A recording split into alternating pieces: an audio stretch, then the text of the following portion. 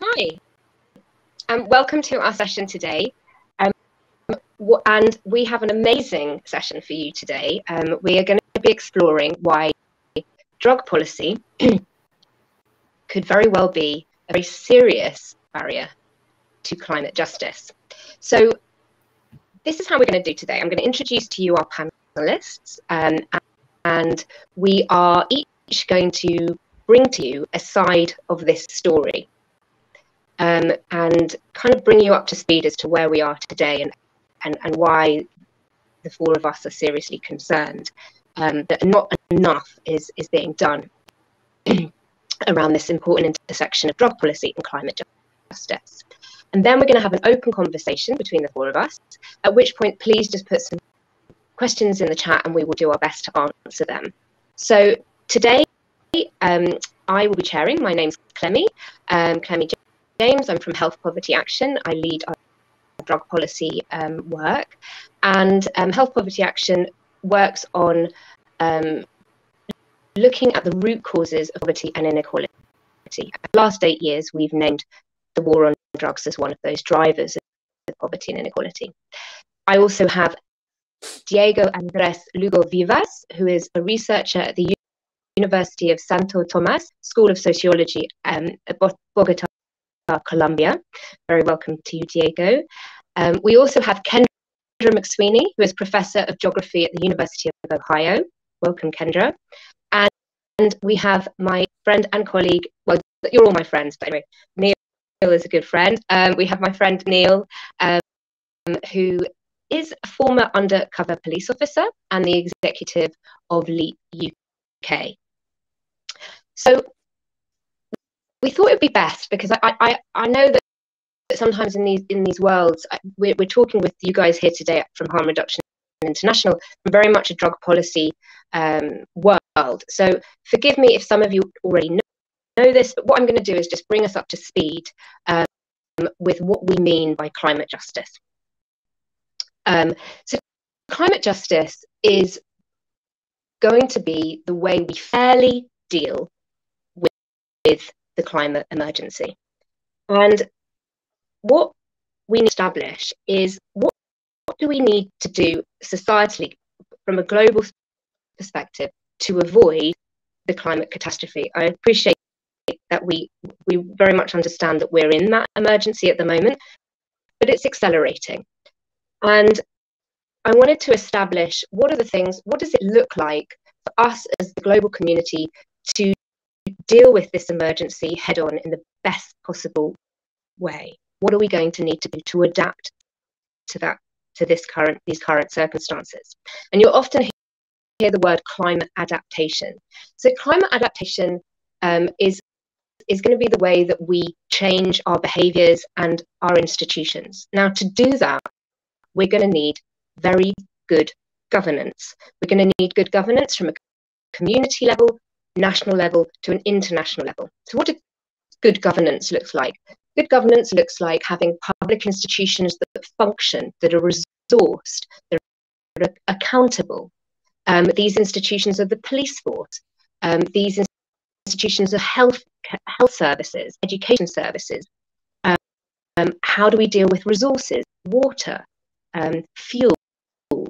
These are institutions that need to be run effectively with accountability and function well to serve the people.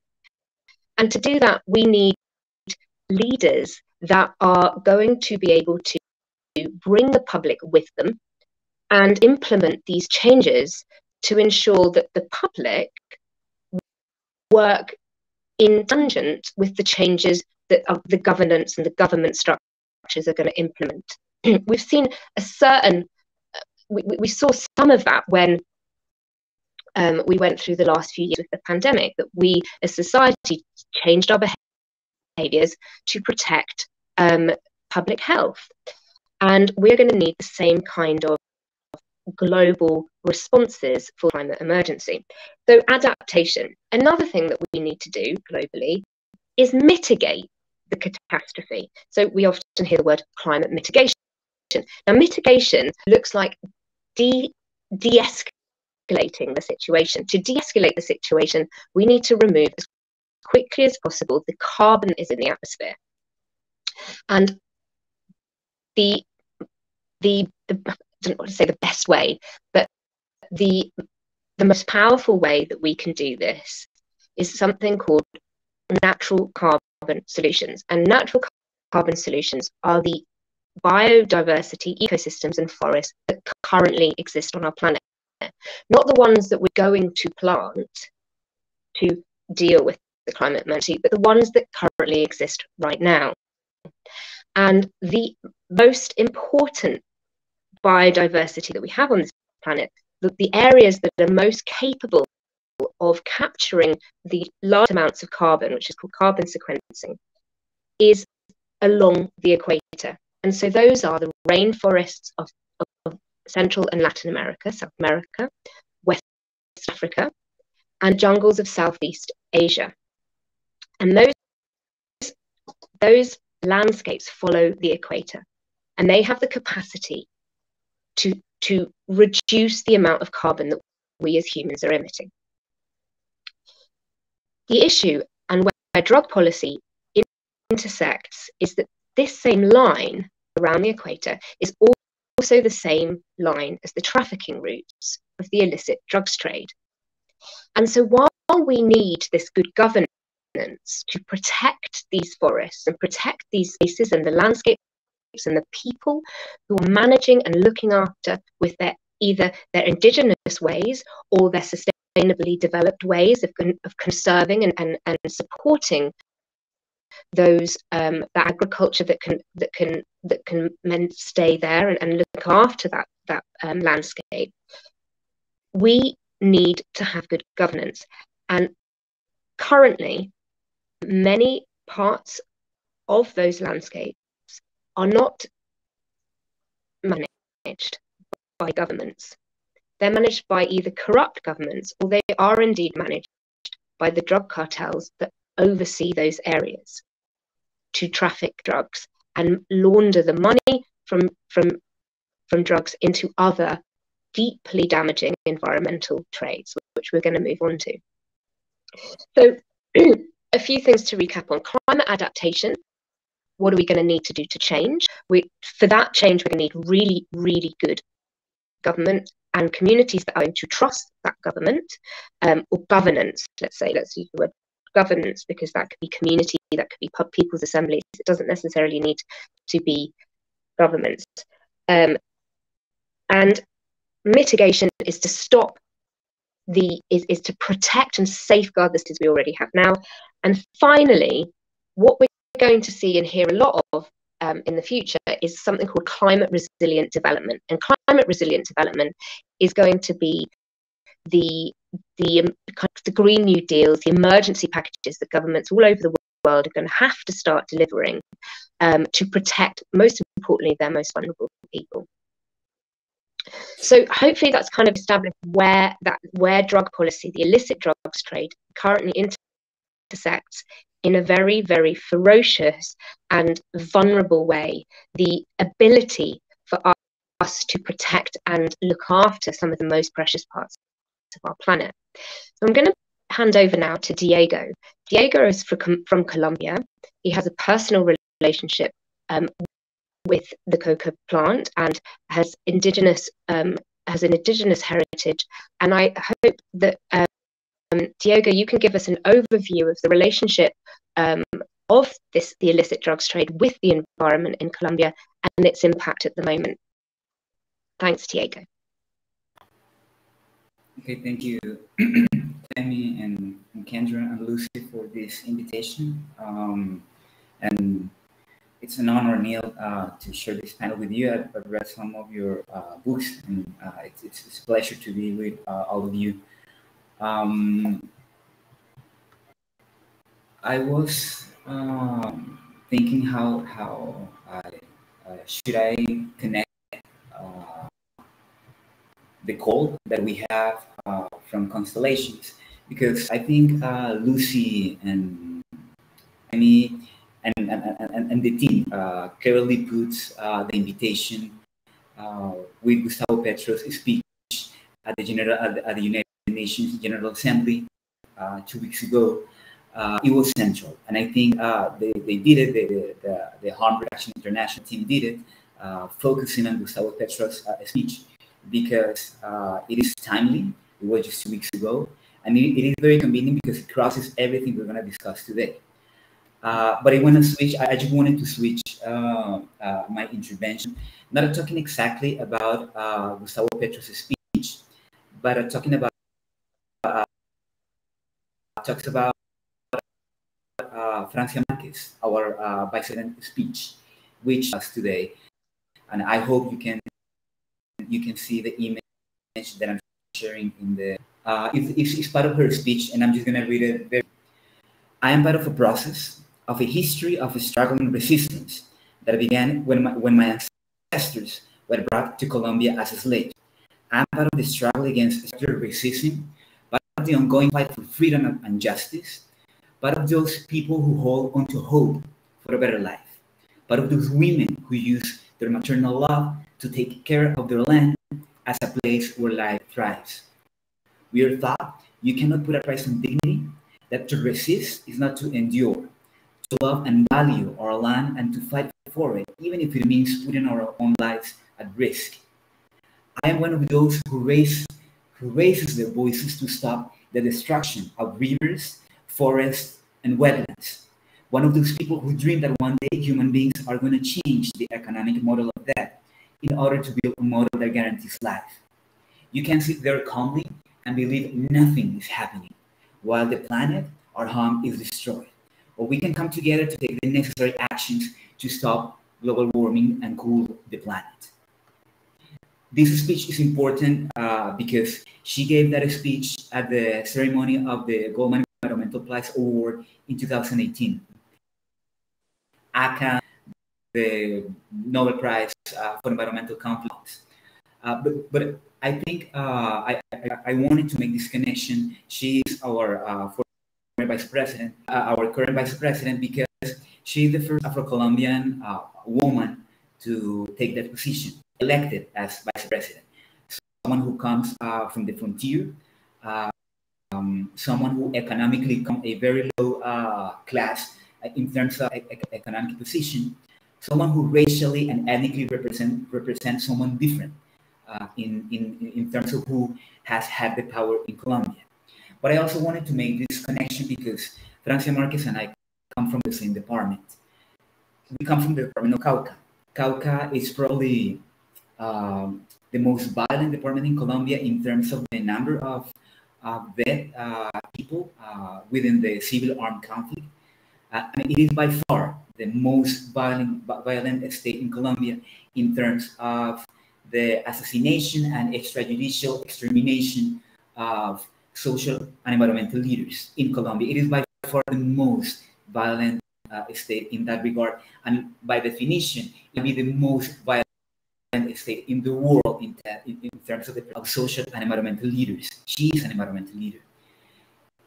She and I and my hometown, my maternal hometown, this one, are just 25 miles away. And my paternal hometown, my hometown, it seems to be a new haven for coca, while Francia's town is a town that deals extensively, massively with illegal mines. When Clemmy asked me for this intervention, they asked me for things that I thought were in terms of climate justice and the global war against the drugs and the policy against drugs. And I was telling them that before anything, we should at least to be able to decide or put on hold our own beliefs and biases in terms of who is speaking in the panel and who speaks usually in these panels, who makes public policies. White, heterosexual, heteronormative, cisgender, very privileged people in the global north, in London, in New York, in Mexico, in Lima, and in Bogota, coming from the most prestigious universities, relating among themselves between a very privileged circle of analysis, and I think that should be put into context and an analysis critically. Why? Because, in my opinion, one of the first problems that I wanted to convey in this presentation is the fact that if we want to talk about the environmental impacts of the policies against drugs, we need to really overcome the limitation of the drug situation. The climate justice and the climate impacts in Colombia, in South America, go beyond the role of marijuana and coca, and it's the same with opium in Southeast Asia and Afghanistan. When we talk about the situation of drugs and how the drugs have fueled different economies, we need to talk about these pictures. We need to talk about the environmental impacts, not only of drugs, and not only about these fancy narco Netflix images of airplanes spreading glyphosate and other fertilizers that usually comes to the discussion because it's the central point. But climate justice has to deal and has to should acknowledge that the situation right now goes beyond the situation of drugs. Drugs has become the fuel of different illicit economies in Colombia, Venezuela, Brazil, and Peru. We're seeing that the ones taking the forest and part of the jungles is not exactly coca, but illegal mining and illegal timber and extraction of different commodities, precious stones in Africa, and we have to be able to make those connections. That is one of the first ideas that I wanted to share with you. And the second one is that if we want to talk about the real impacts of the drug policies and this whole fancy notion of the war against drugs, we also need to talk about the very biases we have as policymakers and people, experts in these matters. Because it's clear to us that environmental violence and environmental suffering related to drugs is highly related, is totally related with the armed conflict that Peru, El Salvador, Honduras, Colombia, Myanmar, Laos, and Central Africa have experienced for decades. It's clear the relationship between the drugs, between the war on drugs, between environmental suffering and the armed conflict. But second, we need to explore all these different violences that we have in this context. We have more than armed and direct violence. We have every single form of everyday expression of violence: gender violence, racialized violence, ethnic violence. I was having a conversation with a colleague in Australia last weekend, and I told him, just show me one article that deals and explains the relationships between the LGBTQ community, climate justice, and the war against drugs. And the answer is zero. We don't have that scholarship. Why? Because as part of that population, as I myself include in this population, we don't exist. We are invisible in this discussion. So historically marginalized groups, women, Afro-Latino women, indigenous women, peasant, trans women, LGBTQ communities. In the case of Colombia, the gay population is the population within the LGBTQ community that has by far the highest number and ratio of deaths and extrajudicial executions, but no one talks about it. So if we are gonna discuss the environmental impacts and the impacts in terms of climate justice related to the war on drugs, we really need to go beyond the scope of these fancy ideas of planes spraying glyphosate and fertilizers, because the everyday form of violence that reproduces itself and exists within the frontier allows me to say that this is a problem that goes beyond the Netflix narco images that we are used to see. So in that regard, I think those problems, among many more that I have in my list, but I don't have the time to talk about them right now, those two problems, in my opinion, are essential in this change of paradigm or approach that we need to consider in the discussion in the war on drugs. I just wanted to finish with one small reflection. Is that everything that I'm saying here, what is at stake in what I discussed in this very idea of this debate is the notion of humanity and humankind, to ask for a change in such a specific and not so common aspects that as the ones that I just mentioned in this presentation, is to put forward how to respect and how to achieve minimum agreements. In fact, they are the most minimal and basic agreements on how to live a dignified and peaceful life and coexistence. It sounds really easy to say, but it seems to me that it is really often difficult to do. And thank you again, guys, for this space and the invitation. Thank you. Thank you, Diego, and thank you for really bringing us right into the heart of this frontier of where drugs and the persecution of people's rights and the climate meets. And I really appreciated at the start highlighting the vulnerability and the risk that environmentalists take in Colombia and in many parts of Latin America to stop for what is happening. And yeah, I think that that's often underplayed, the risks of environmentalists in different parts of the world, and the risks that they're personally taking to stand up to protect these forests and landscapes. So we're going to move on to Kendra, and Kendra, I think you're going to give us a bit of a sort of putting the pieces of the puzzle together, zooming out and sort of explaining for us how this trade, as it is a trade, a multi-billion-dollar trade, functions in these very precious parts of the planet. Thanks, Kendra. Thank you, Clemi. Thank you so much, Diego, for setting us on the path of this discussion. That was very powerful.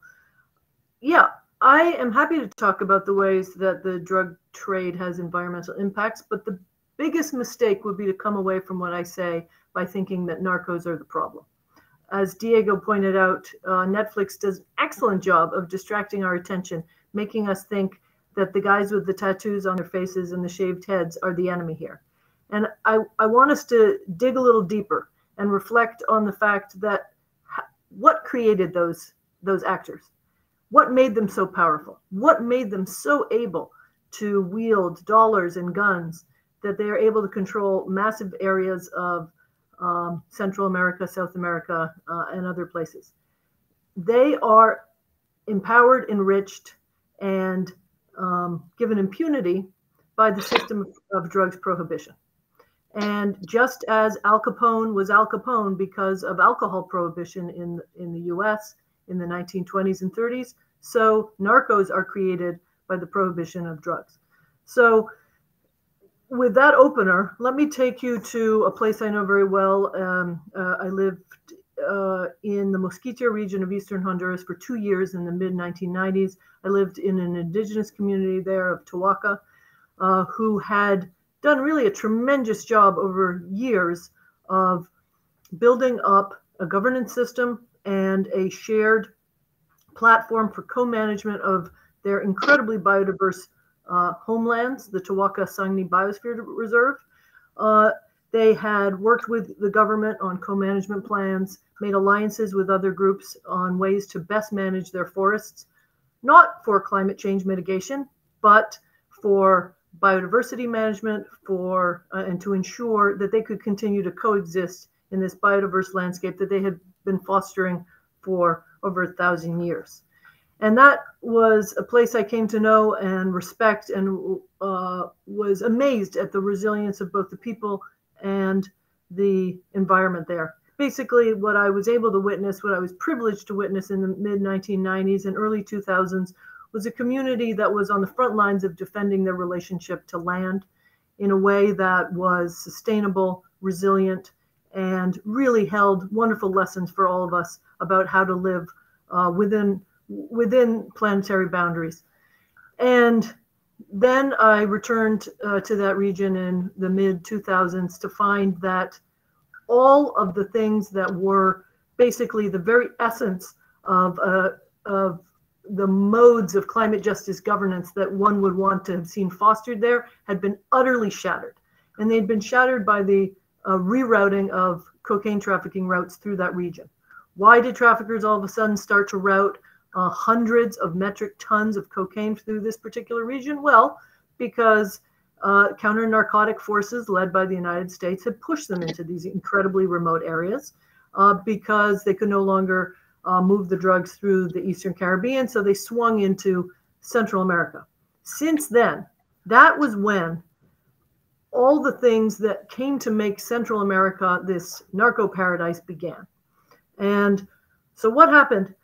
As drugs were routed through these incredibly biodiverse landscapes, traffickers started to fight amongst themselves for control of those very lucrative routes, particularly any route that crossed a border.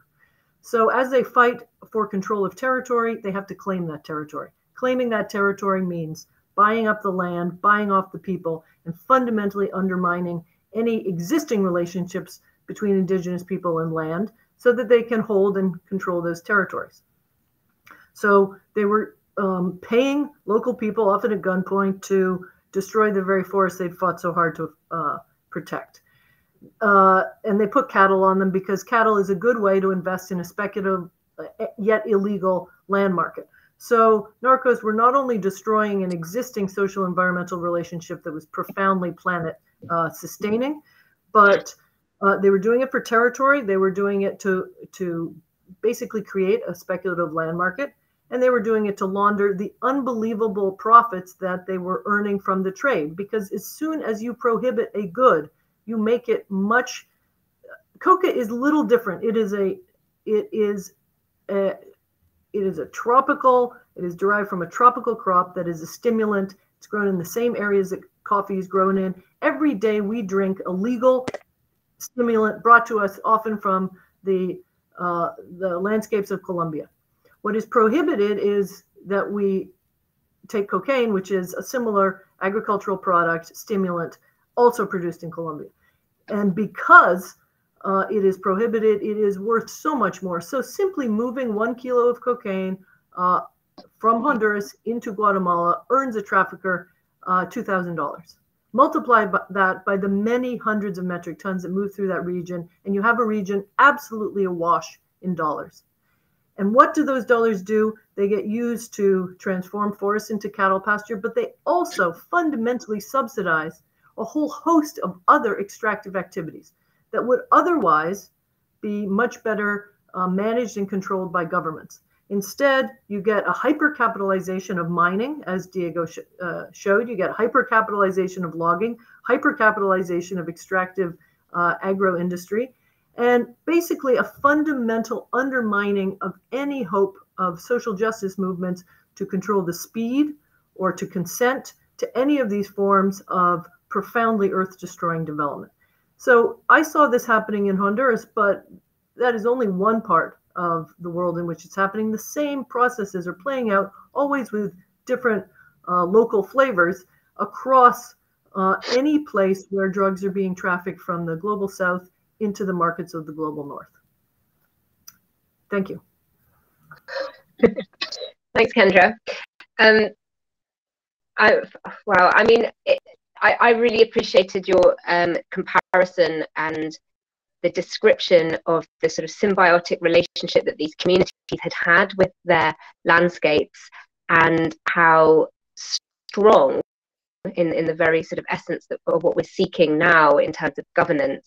By governance, again, I just want to reiterate that I'm not talking about government necessarily. I'm talking very much about community to community leadership, or local leadership and local led governance structures that was destroyed by this illegal trade. So Neil, let's bring Neil in. So Neil, can you give us a sense, maybe zooming really far out, so that we understand, I think what we really need to get to sort of stick this all together is very much understand the power that these groups have been offered, and the power and resources they've been given, and how they use this to corrupt officials and governments along the way. And if you could just give us a sense of the scale, that would be amazing. Thanks, Jill. And thank you, Diego and Kendra. That was brilliant, setting the scene for this. I'll contribute to the story then. Yeah, okay. What's missing from policy circles and climate justice circles is the sheer scale of corruption. It's beyond most people's imagining. But to understand just the scale that's happened, so prohibition is the mother of crime. We organise because of drug prohibition. That is what gave birth to it. It's of it, and it's what makes them powerful. But it is the attempt to police drug prohibition power. So drugs policing sharpens the sword of organised crime.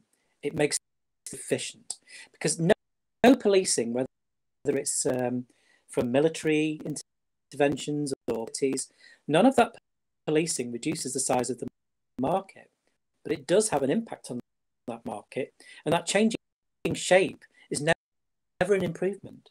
Now, there's two principal ways in which it changes: the more violent, because if you create a gap in the market by a huge drug seizure or the arrest of a gang, then they're not increase the violence in that marketplace, because there's that opportunity is fought over. It's fought over by more than one actor. And this is the same pattern at every single level of the drug market, or whether it's a region or nationally or internationally. But the other side of things is the increase of corruption. Now, I should explain the mechanism by how drugs pollution, and this again works at every level throughout the market. But I'll use the example. Say a police operation captures a gang which controls the drug supply in one quarter of a city, or kingpin character that is most able to take up that opportunity is somebody who controls. So they are the winners in that fight for that opportunity. What that means is control their ownership of that share of that market. And you get a growth of monopoly, a growth of cooperatives. And a recent example of the growth of, which has been reported on by various international crime agencies like the. There's been a cooperative now formed between UK and Dutch with the Italian mafia. Now, traditionally, those groups have been opposing forces, that they would be working together. Now, what this means, whether it is a growing monopoly or cooperative, this means that they have shared resources and they have more disposable income. And they will always invest it in corruption, always. Because corruption is the drugs organised crime, by far. Because corruption makes their operations, business model more slick. It means that they are free from the intervention of policing, because they have corrupt assets within policing.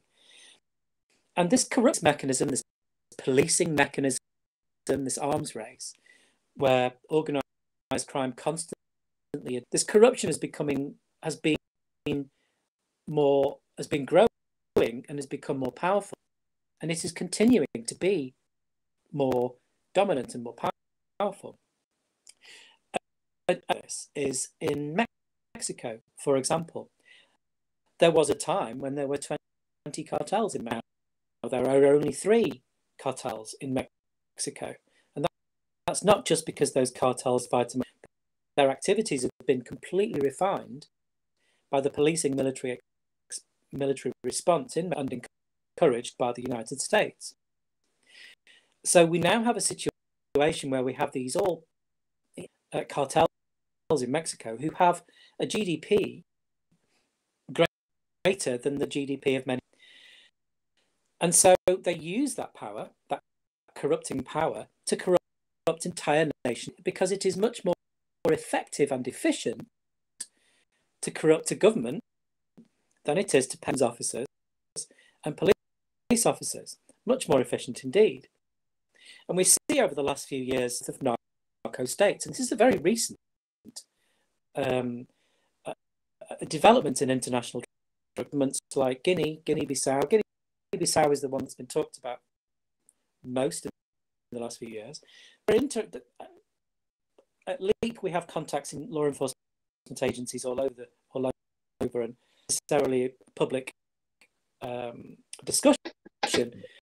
We do have the information that many countries are corrupted at various levels. Senegal is one example. We have well-documented problem in Senegal with, and there are lots of NGOs trying to tackle that issue in Senegal, but it's very difficult to do so because it's part of the government agenda, because the government has been corrupted by transnational organised crime, and they don't necessarily. But back to this discussion today in terms of the overlap with the climate crisis, the fastest deforestation happening at the moment, according to some information, is in Guinea. And Guinea had a military coup, and that military coup was about the control of the corruption assets from the Transca.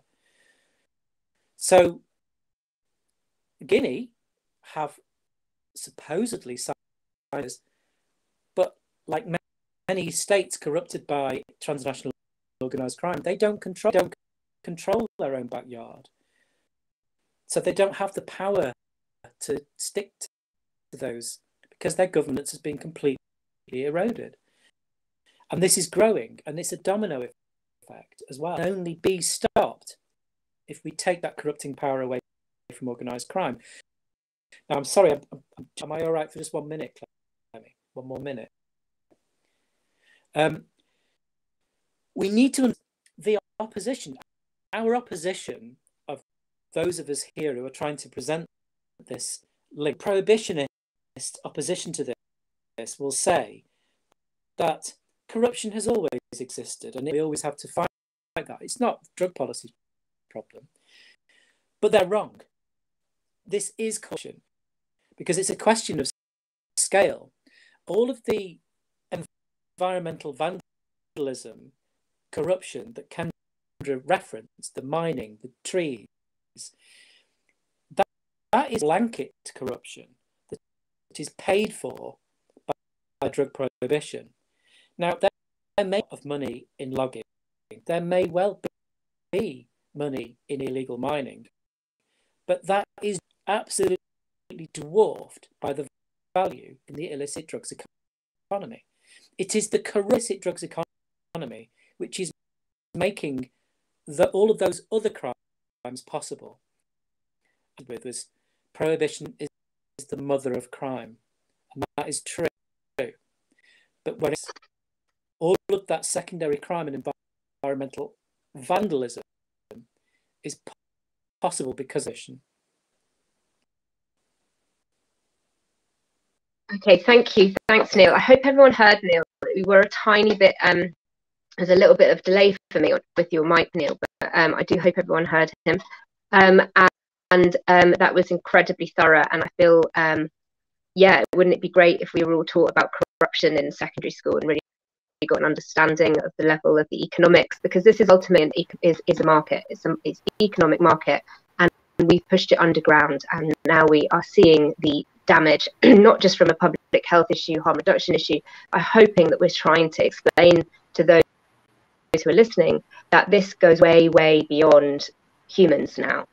And so again, zooming out seems to be my phrase of the day. Zooming out. The reason we came together was about a year ago in advance of the COP. Now, the COP 26, 27 are when governments from all over the world come together and decide how they're going to deal with climate change. Now, last year we joined the COP, and we asked questions at the COP. Why is drug policy not part of your agenda?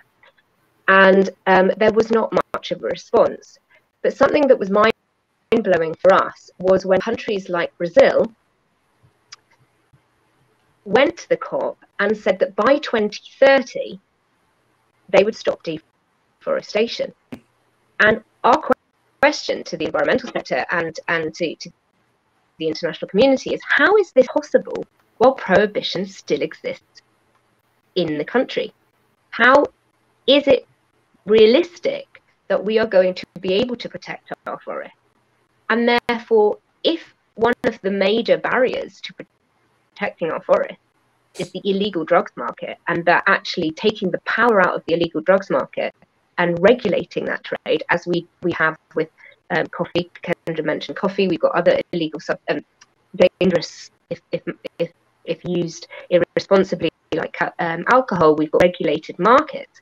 We are not seeing large alcohol companies corrupting governments to that we're seeing corrupting governments with the illegal drugs market. So something we've often said is, you know, we've got wrong people at the table. That in fact we need to be having organised crime groups, transnational organised crime groups at the table, and talk to them about whether they'll get on board and they will protect our forests. Now, that was a bit of a joke for Neil and I about 6 months ago, until I recently spoke to Diego. And Diego, you completely blew my mind when you told me about the president of Colombia's plans of inviting certain groups around the table. Diego, maybe you want to tell us about that, because I find that really inspiring. Yes, I just want to mention something before that I think it's important to do discuss, or at least to have in mind if we don't discuss, is that it's important to ask these questions on climate justice and environmental impacts. For example, when we are analyzing the war on drugs and the policies that sustain the war on drugs, and when we add in the equation, we add the legal sector, the corporate sector. So how legally and morally we fight against the drugs, selling legality. But what legality means in the frontier, and it's something really striking, because in terms of toxicity, pollution, and contamination, I will say the very way we are dealing and fighting against the drugs is to morally and emotionally selling this idea of legality based on monocrops, small scale, large scale monocrops, palm, soy, sugarcane.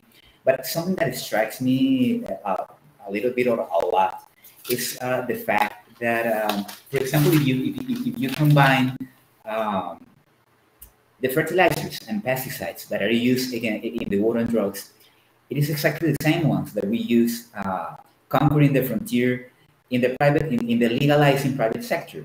So if we analyze the combination of fertilizers, we are gonna not only realize that the same ones are the same fertilizers, but for example, if I add fosfato diamónico, triple 15, profenocon, coramine, detaine, and the very famous furalan, those are fertilizers and pesticides that are moderately and highly toxic fertilizers that are used in the combination to expand the frontier for legality. So we really need to think about this. The whole idea of the war on drugs is telling us that we need to conquer legally the frontier, legally and peacefully. But it seems that ecologically, environmentally, and socially, it is even more toxic, and the combination, it is even more polluted. I just want to mention that I couldn't mention in my intervention, and narrowing down my answer because I don't want to take more time. It's very interesting the time we're living right now, because after 200 and probably 20 years of history, is the first time that Colombia has a president from the left and enough of Colombian women as a vice president.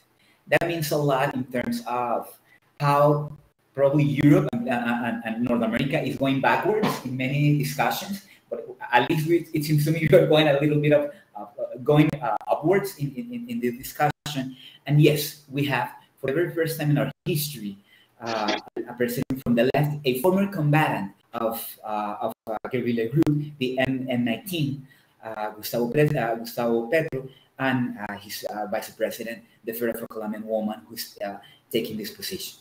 And they have this very, I would say, this very promising, but I have to admit, very frightening idea of total peace. This is a very inspiring and innovative and I will say promising idea, but at the same time it's very frightening. The total peace is becoming a sort of public policy right now under Petro's presidency, which basically tells us the story of in Colombia we've had in the last 50 years two major peace agreements. In 2005, with the most important paramilitary counterinsurgent groups, in 2005, signed between these armies and former President Álvaro Uribe Vélez, and in 2016, probably the most famous peace agreement signed between Juan Manuel Santos and the largest and by far the biggest guerrilla group in Colombia and in the hemisphere, the Revolutionary Armed Forces of Colombia. We have both peace agreements, and national politics was oriented in both occasions through peace agreements. But what Petro wants right now is something different, way more challenging, and definitely broader in scale and scope. If we still have dissidencies as insurgencies, if we still have now new paramilitary armies, and we still have right now these very powerful criminal bands, the three of them, regardless ideological positions and political positions, if we have these neo-paramilitary structures in the extreme right, these dissidencies and insurgencies that didn't agree with the peace agreement with the FARC in the left, and these new criminal and very powerful criminal bands, how are we gonna put them together to negotiate the peace? Not a peace with one group or with another one, and then spend 5-6 years signing one agreement with one single group, but with everyone. That's the current discussion right now, and it's to analyze under the same table. You are seeing now the pictures of Gustavo Petro going across the country, meeting with dissidencies in the south of Colombia, where I come from, but also expecting to have the same meetings in the north with criminal bands. And this idea that looks like that it looked like unlikely under our former president is becoming a reality. The thing is, how are we going to negotiate with three different types of groups that have every single difference in terms of composition, but every demand they want to put it under the table? How are we going to negotiate with the three of them when, in fact, ideologically, we might not be negotiating nothing, but criminally and in terms of advancing commitments and compromises that might benefiting them, it's something that we really need to discuss. It's more or less clear that under a peace agreement, you ask the insurgency or the illegal group, but you receive something. The big question is, how are actually going to negotiate with criminal bands, and how much are we going to give, and what are they going to give us as a government? I'm just saying us as a government. I'm not a part of the government, but this is the discussion right now that we have in Colombia. This also comes with the cross alliance that we are trying to we are seeing right now for the first time, that Bolivia, Peru, and Colombia, for the first time in history, have three presidents from the left.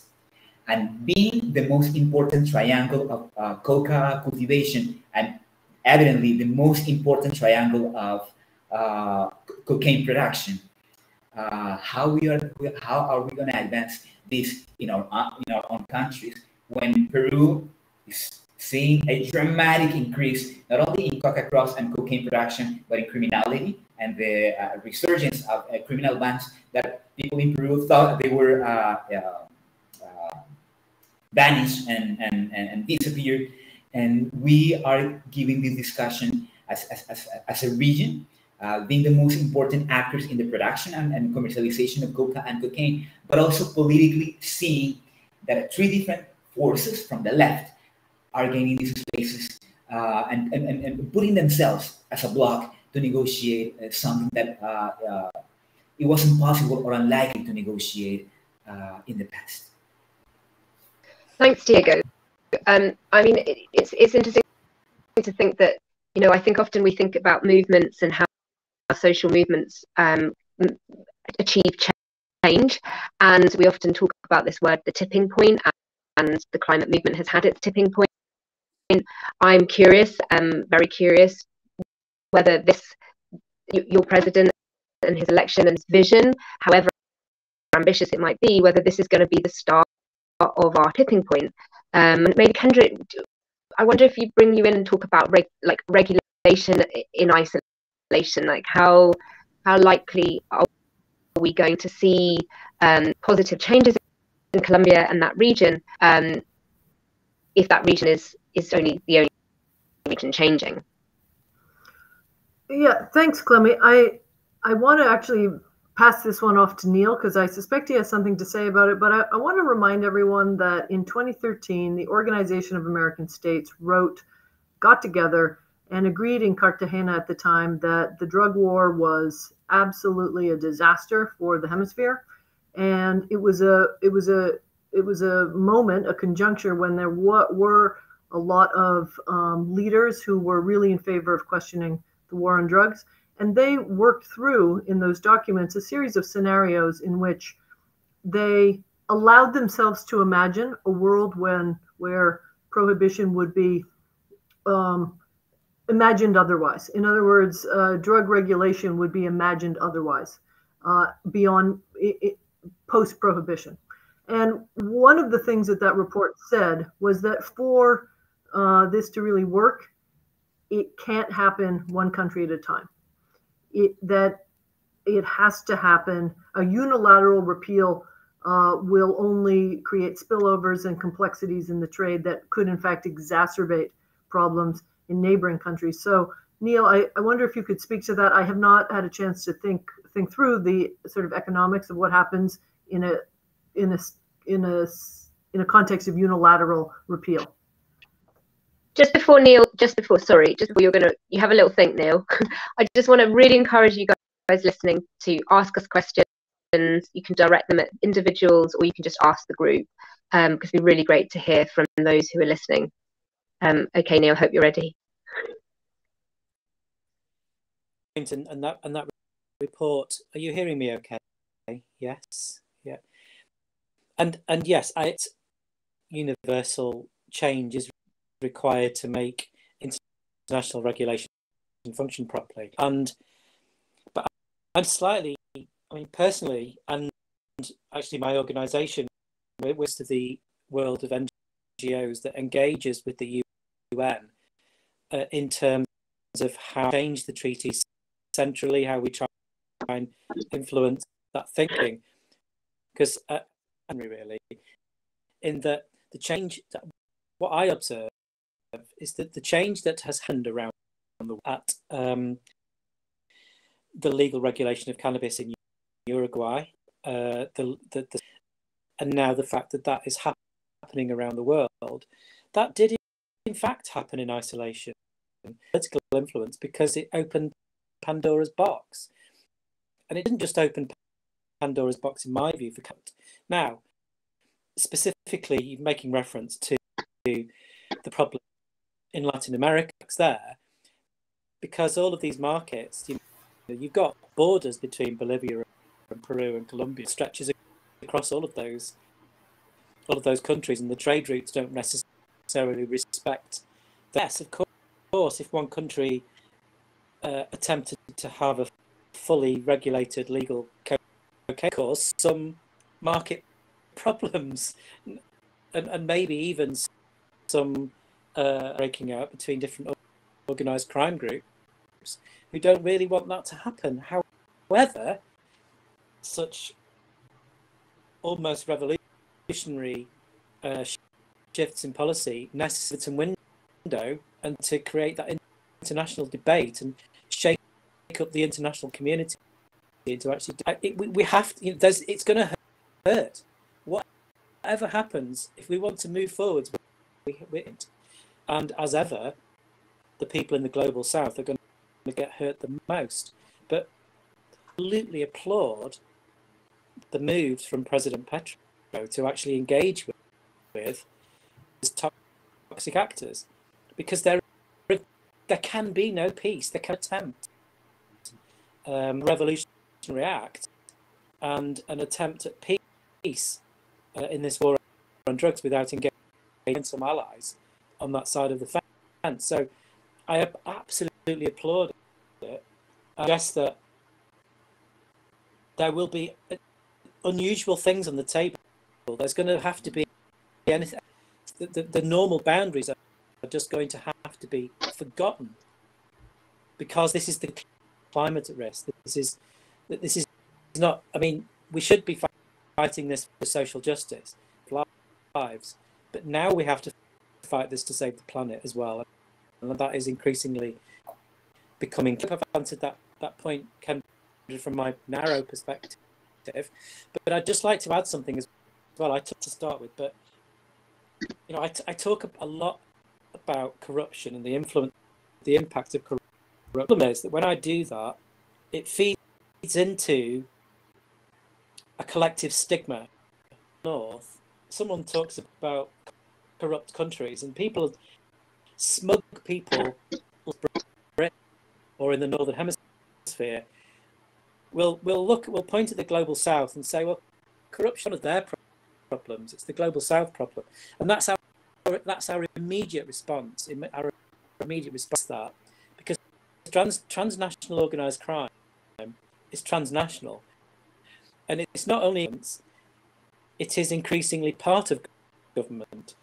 It's not just increasingly corrupting and big business. It increasingly is those institutions. And just to bring this into perspective, I remember I was talking about corruption in Oslo, and a rather offended police officer said, no, we don't get as corrupt as you British are. And he was genuinely snobby and genuinely looking down as this happens to those other people. Well, a few months later, the head of the Oslo drug squad, part of a transnational organised crime group, and he was instrumental in smuggling. So I just want to make that clear that we have to look past this stigma, global problem causing a global issue, and that corruption is unstoppable. We take legal control of this trade. We have to support any revolution. We have to support any state actors who are willing to take risks.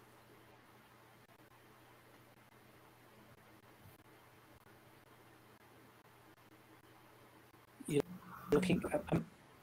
It looks like there is a question in the chat. Education about, or a comment, education about corruption would definitely help to understand the British economy right now. Do you want me to answer that? Because there's an important answer to that, actually. When I was having a disagreement with recent criminologists who disagreed with me that the impact of corruption from the drug market to the global, I think it's the global account. It's a global index which is formulated from various pieces of information, just sort of gauge, top 100 who's the most corrupt and who's the least corrupt government. And they pointed out that that list, or 7 or 8, as the least corrupt government in the world, and that's a nonsense. The important thing is that we understand the difference between politics, which draws attention in the newspapers and the media, ground corruption being caused by drug prohibition. There's a difference between normal crime and drug crime, and I have my organisation, the Law Enforcement Action Partnership, has many examples around the world of where from the drug markets is not being noticed, and where it's being noticed, it's being ignored, it's being suppressed. Knowledge of that corruption is being suppressed.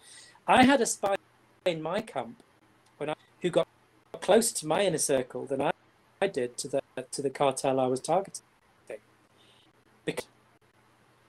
and that was a police officer who was paid to join the police. Now that's happening in the UK. Police accept that this is happening in every country in the world. Organised crime are paying people to join the prison service. They're paying people to join these institutions, and the public don't know this because they're not being told. Because if the public knew this, the political fear is public confidence in those institutions. So you've got this bizarre between the political mandate to protect the public from this knowledge and the fact that is allowing it to continue. So this is where the fight. Can you guys hear me? Can you just give me a wave if you can hear me? Yeah, okay, great. Yeah. Sorry, my internet has just gone very funny in the last 5 minutes. We've got one quick question, and then what I'm going to ask you all to do is, starting with Diego, I want you to put your vision of what you think we need in the immediate next 18 months. So what do we need from the environmental sector, from the social justice movement, from the drug policy reform movement? What do we need, apart from us all working better together? But what really should be our, as a sort of working group or interested people dotted around the world, what do we need to be thinking about and doing in the next 18 months?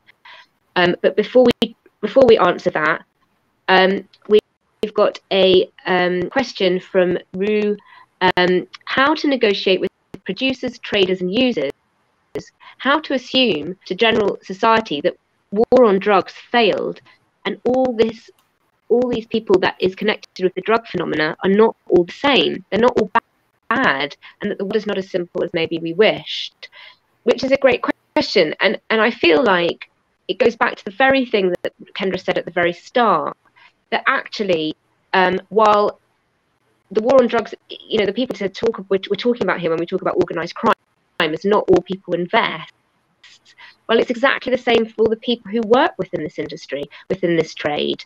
It's a very, very, very, very small group of people that are profiting and exploiting, but it's the very nature of it being illegal that enables exploitation to be fruitful and to run riot.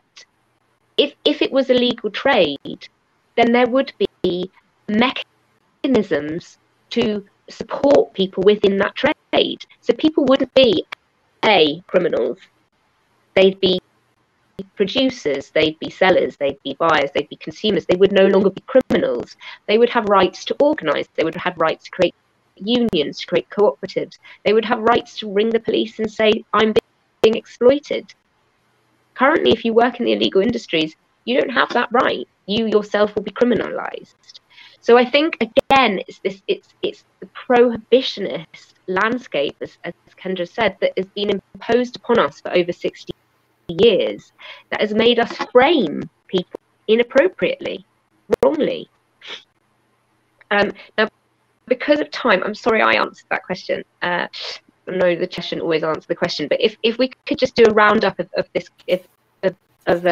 kind of what we need, what are our next steps for the next 18 months to 2 years. Diego, starting with you, then Kendra, then Neil, and we'll finish there. Thank you. Well, I will try to answer that question. I think actually have discussed this not only with Kendra, but with several professors around the world about my opinion of what has to be done or what we need to do. And there is something that maybe Kendra agrees with me is the fact that we need, probably we're doing the thing, we're in the process, but something has to change in both sides of the equation, who consumes and who produces. Because when we usually have the discussion on who is the guilty and who will receive the blame, when you speak with public policymakers, at least in Latin America, they seem to be prone and inclined to make responsible the U.S. If the consumption within the U.S. and if you don't control the consumption in the U.S., we cannot do anything in Latin America.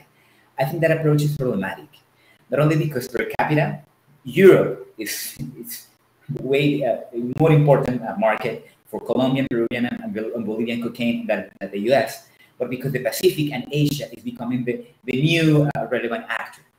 In that regard, there is also this position in Latin America, this notion that I think it comes from some sort of naiveness, some sort of naive behavior, to think that Colombia, Bolivia, and Peru are in the position to make European, Asian, and North American countries to change things that are not under their control, because consumption is out of control of the states. It's in the society.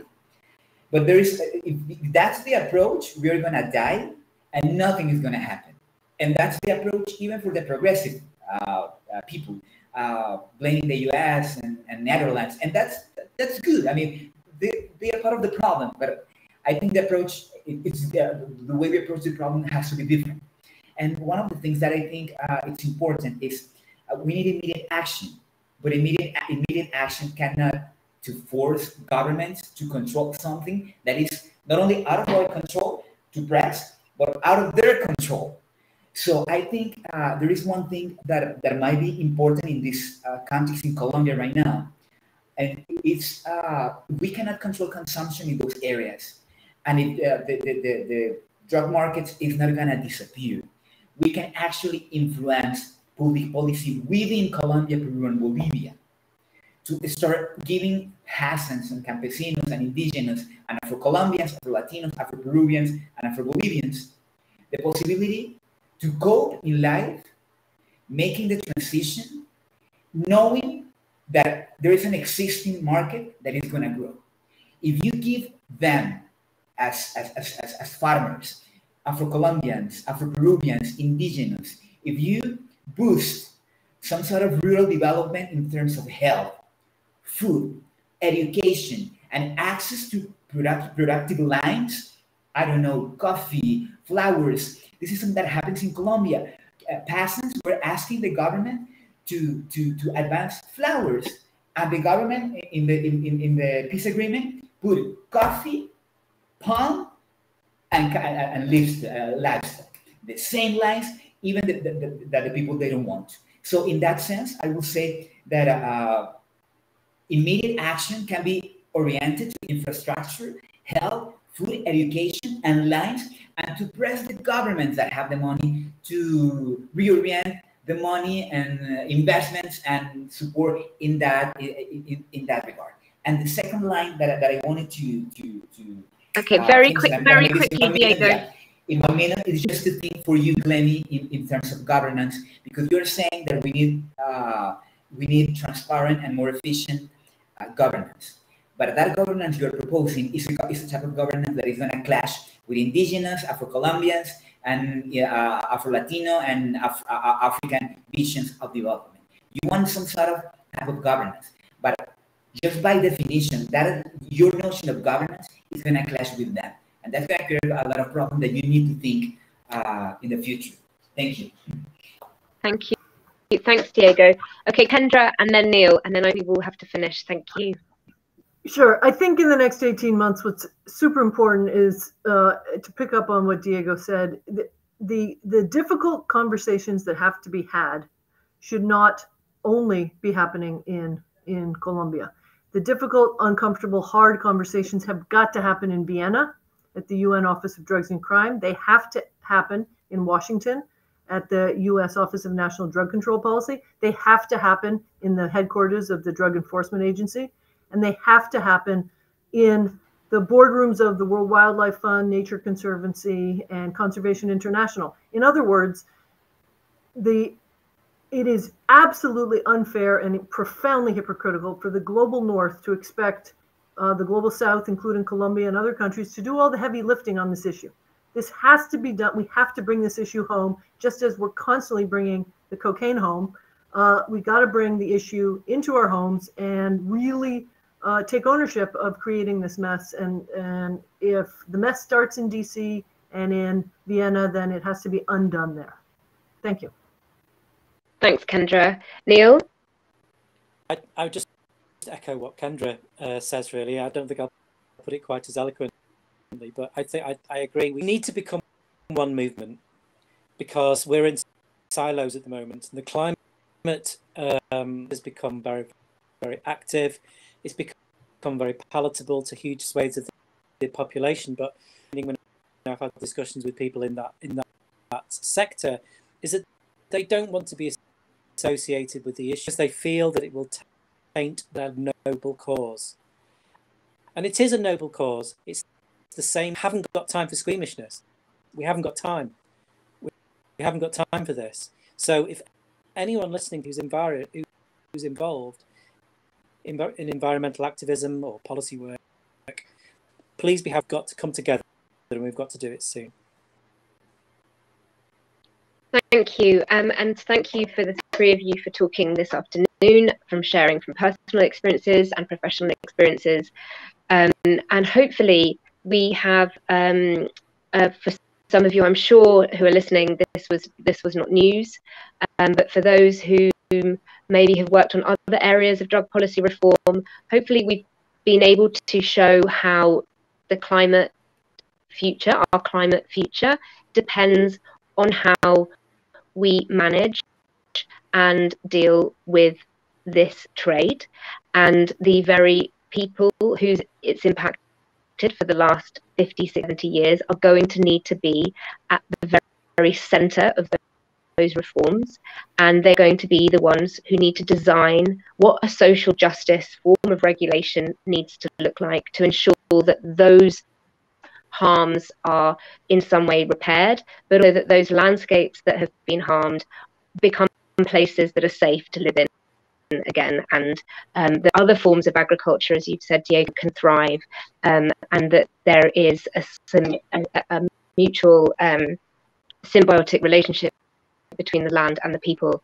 and a trade that brutalizes those spaces when they are so key to our climate future. So thank you very, very much. And hopefully this is the start of a much bigger conversation. Thank you to Diego for joining us from Colombia, from Kendra from the USA, and from Neil from the UK. Thanks, everybody. Thank you very much. And thanks for all of you who've been listening.